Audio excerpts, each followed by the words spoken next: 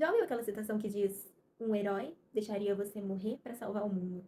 Um vilão queimaria o mundo para salvar você. Foi pensando nisso que eu percebi como Percy Jackson pode nos ensinar sobre uma boa construção de personagens. Pois é, essa mitologia não é só sobre monstros, deuses e profecias. O que eu mais gosto das histórias do Rick Riordan é que ele não constrói só heróis e vilões absolutos. Ele constrói escolhas. E escolhas sempre dizem mais sobre um personagem do que os títulos. O Percy não é herói só porque é forte. Ele é herói porque ele ama e ama demais. O seu defeito mortal, por exemplo, não é a impulsividade ou a raiva, é a lealdade. O Percy é capaz de desafiar os deuses, quebrar regras antigas e até mesmo colocar o destino do mundo em risco se isso significa salvar quem ele ama. Mesmo para quem não leu o livro, mas assistiu a série, vai perceber que isso fica muito claro.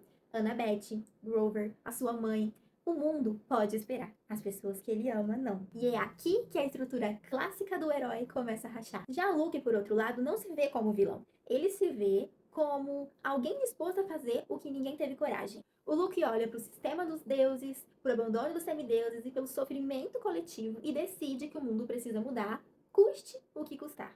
Ele escolhe caminhos errados, cruéis, imperdoáveis, mas a motivação dele parte de algo até compreensível: o bem maior.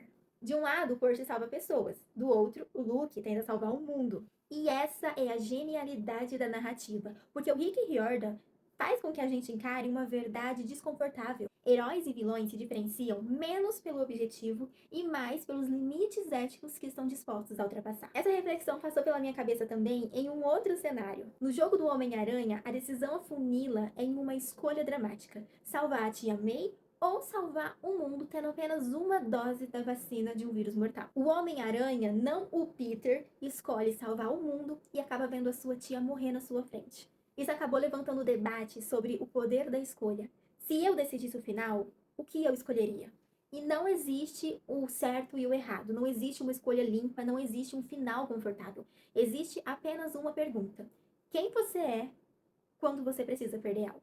E é exatamente isso que diferencia histórias boas de histórias inesquecíveis. Personagens fortes não são definidos por serem bons ou maus, mas sim por aquilo que não conseguiriam abandonar. Então, se de um lado a gente tem o defeito mortal do Percy sendo a sua lealdade, do outro lado a gente tem o erro do Luke sendo a sua lucidez cruel. Ambos fazem sentido, ambos doem e ambos nos fazem pensar: e se fosse eu?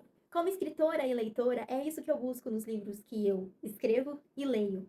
Eu não quero criar vilões que querem destruir o mundo só porque sim, e muito menos criar heróis que fazem sempre o certo sem custo nenhum. Crie personagens que amam algo demais, crie personagens que acreditam tanto em alguma coisa que são capazes de se perderem por isso. Porque no fim das contas, as histórias que realmente nos marcam não são as histórias que nos dizem quem é o herói e o vilão, mas sim aquela história que nos faz perceber que, dependendo das suas escolhas, qualquer um pode ser os dois. Comenta aqui qual é o seu herói e vilão preferido.